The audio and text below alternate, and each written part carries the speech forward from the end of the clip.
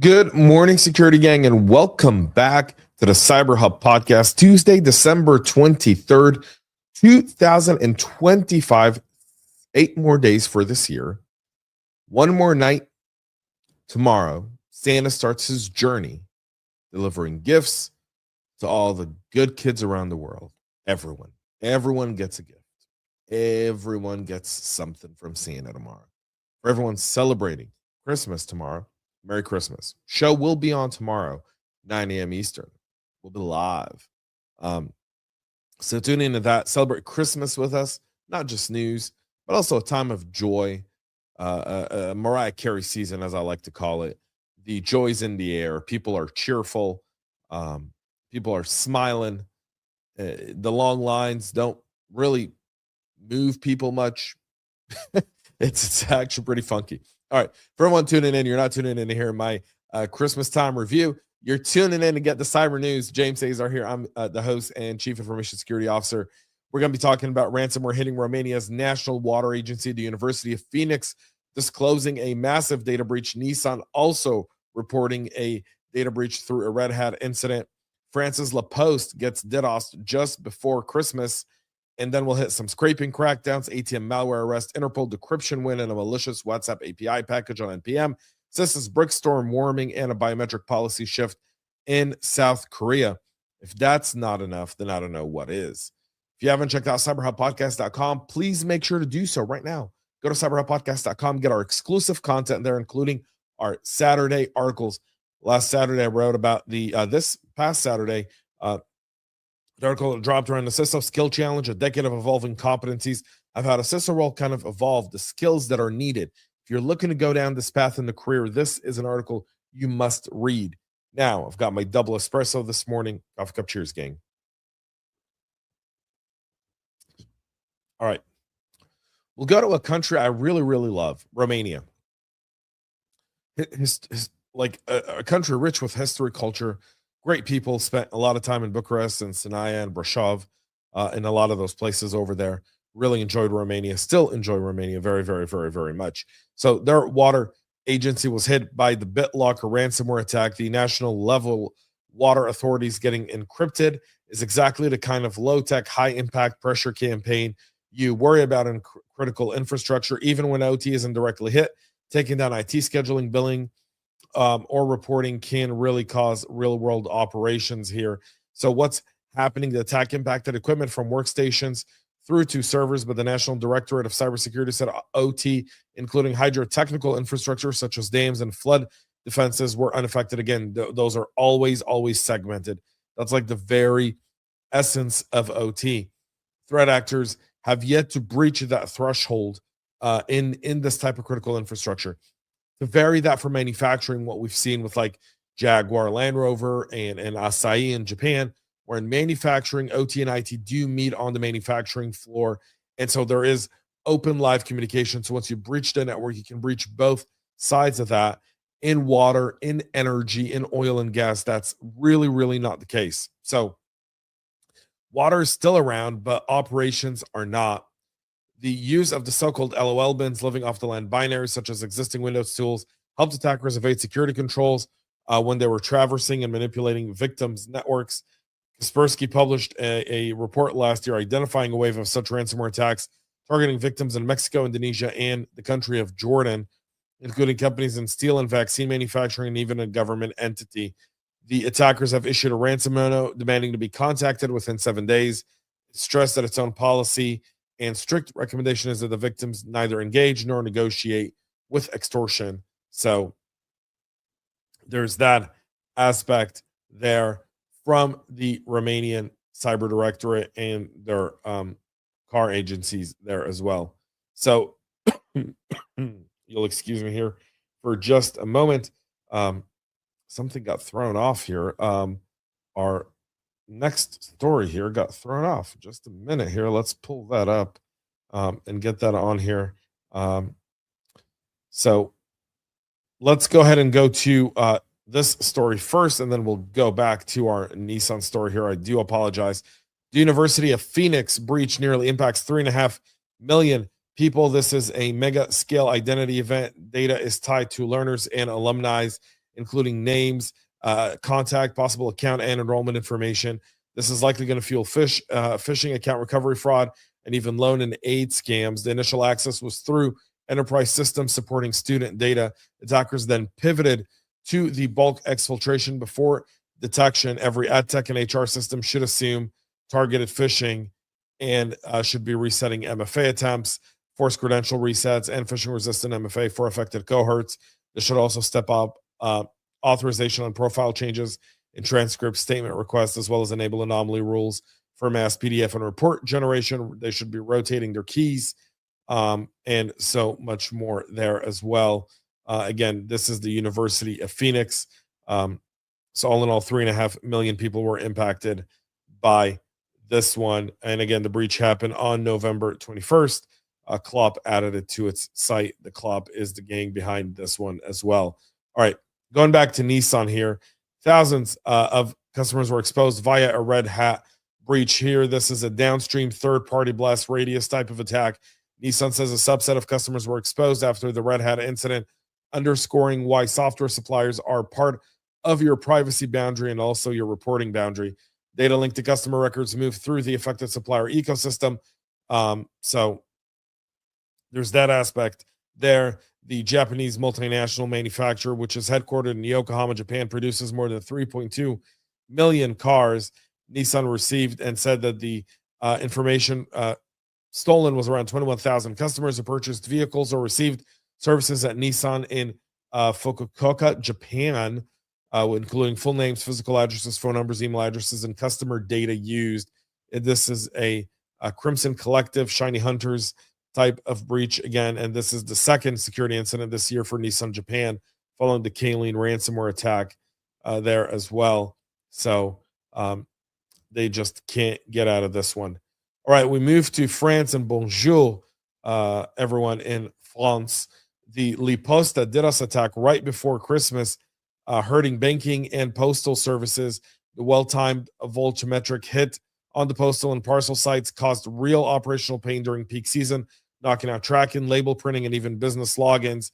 Always on DDoS protection with turn threshold rate limits and cache unauthorized endpoints should have been on, wasn't in this case. Yesterday, La Poste said in a statement that the DDoS incident knocked out key digital systems offline. The company said there was no evidence customer data was compromised, but acknowledged that postal operation, including distribution, was affected. The distribution also extended La Banque Postale, the banking service. So what a lot of European countries did economically, because the post office was a dying breed, they turned it into like kind of a government-run bank, kind of for people who don't want to bank with big banks or are unbankable, so they can bank there. It's common in a lot of countries with in Europe and even in the Middle East, where the post office kind of transforms into also a bank and not just a place you take your parcels. The disruption coming at the worst time possible for La Poste. This is busy season for packages and gifts and so much more that now has been disabled. The disruption again is hoping to be get back up and running there. Again, this is another incident. Yesterday we talked about it, the French Interior Ministry. Sorry, that was last week. The French Interior Ministry, where attackers gain access to their email accounts. Now this, these countries are getting hit one right after the other.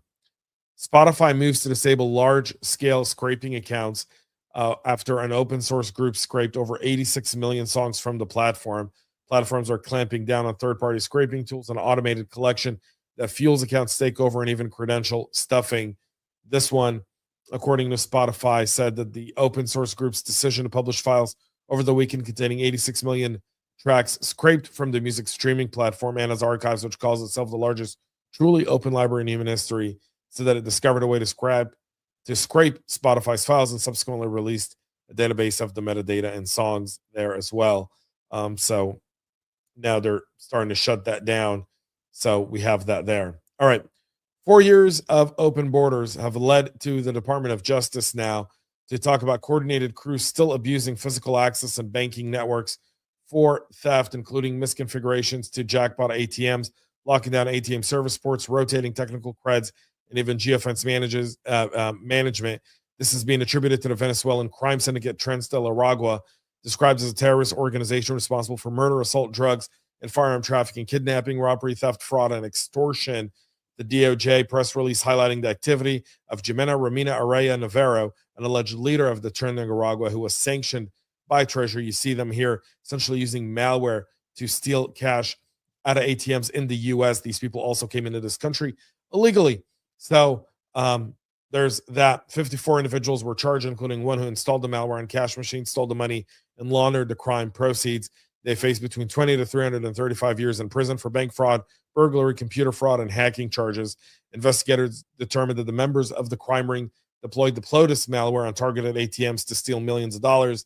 The malware enabled its operator to bypass ATM security systems and force machines to dispense cash on account. So, yeah, there's that happening there too. And again, like, cyber always turns kinetic, folks. Always. We see with how Russia does that in Europe with critical infrastructure, with gas pipelines, with so much more. We're seeing it now with gangs in the US and in South America using cyber, turning it into kinetic, giving it to local gangs to go and steal millions and millions of dollars from these banks. And then you wonder why costs don't go down. Insurance costs go up when banks lose this money, right? And then the consumers, we, the people, have to carry the burden of that increased premium and that cost. So this isn't a victimless crime. Stealing money is never victimless. This is one of those cases. We'll move to Interpol action, finding decryptors for 6 ransomware strains, with hundreds of arrests being done. The decryptors plus arrests cut into operators' credibility and cash flow. No mitigation here, folks, just a celebration. The operation, called Sentinel, led to the arrest of 574 individuals, the recovery of $3 million linked to business email compromise, extortion, and ransomware incidents. The Operation Sentinel took place between October 27th and November 27th. It involved law enforcement in 19 countries. They took down more than 6,000 malicious links and decrypted 6 distinct ransomware variants. The highlight here coming from Operation Sentinel in Senegal. They stopped a 7.9 million BEC wire transfer targeting a petroleum company by freezing accounts before funds were withdrawn. In Ghana, a financial institution lost $120,000. It suffered encryption of up to 100 terabytes of data in a ransomware attack. Law enforcement was able to analyze the malware, develop a decryption tool, and recover 30 terabytes of data. Multiple arrests followed that one. In Ghana and Nigeria, in a cross-border scam mimicking well-known fast food brands, defrauded 200 victims of over $400,000. 10 suspects were arrested, 100 devices were seized, and 30 servers were taken offline. In Benin, 108 arrests, 43 malicious domains removed, and 4,318 scam-linked social media accounts were shut down. Cameroon's rapid response to an online vehicle sales scam led to a compromised server, and issuing an emergency bank freeze within hours. All of that just taking place now too, folks. I mean, again, significant there. The fake WhatsApp API package on NPM is really garnering a lot of downloads. The malicious packages impersonating a WhatsApp API SDK to steal tokens and exfiltrate data from developers and CI jobs. You got to pin those dependencies with log files. You should use a private registry mirror, block unverified publishers into your CI, run org-wide secret scanning, and rotate exposed tokens like GitHub Cloud, Twilio, Meta, and WhatsApp. All of those should be rotated ASAP. CISA warning an analysis into Brickstorm as the activity there continues targeting U.S. organization. The ongoing campaign is mixing living off the land with commodity loaders. You want to harden your PowerShell and AMSI logging. You should block unsigned script execution, alert on new local admins and suspicious service installs, EDR detection for Run DLL 32, Reg SVR 32, and archive-borne processes spawning scripting engines will go a long way to help you be more resilient against this one. And finally, South Korea, in a weird move to help defend against SIM swapping, is now considering facial recognition for all new phone registrations. The plan applies to the country's 3 major mobile carriers and mobile virtual network operators. The policy would take effect on March 23rd after a pilot that will begin this week. They're going to compare the photo from the identification card with the holder's actual face on a real-time basis in order to make sure that the user is the one doing it. Interesting. See if it works. Privacy issues, a ton of privacy issues with this one, like a ton. But all right, good luck. I mean, at the end of the day, facial recognition, like passwords, like MFA, is a token. It's a token on a device. You can secure it a little bit more. You can harden it. There's those aspects to it, but nothing is unhackable. It's just not done yet. Is been my experience in our industry. All right, folks, thank you all for tuning in to today's show. We'll be back tomorrow on Christmas Eve with a holiday cheer special show. Then we'll be off on Thursday and back on Monday to wrap up 2025. No prediction shows because you know how much I despise those. But we'll be talking about what 2026 will look like and so much more. And we'll recap 2025 because it's always fun to recap what we went through. Have a great rest of your day, y'all. Thank you all for tuning in. And most importantly, stay cyber. We love feedback, so make sure to connect with us on social media and subscribe to our podcast on your favorite podcast listening platform.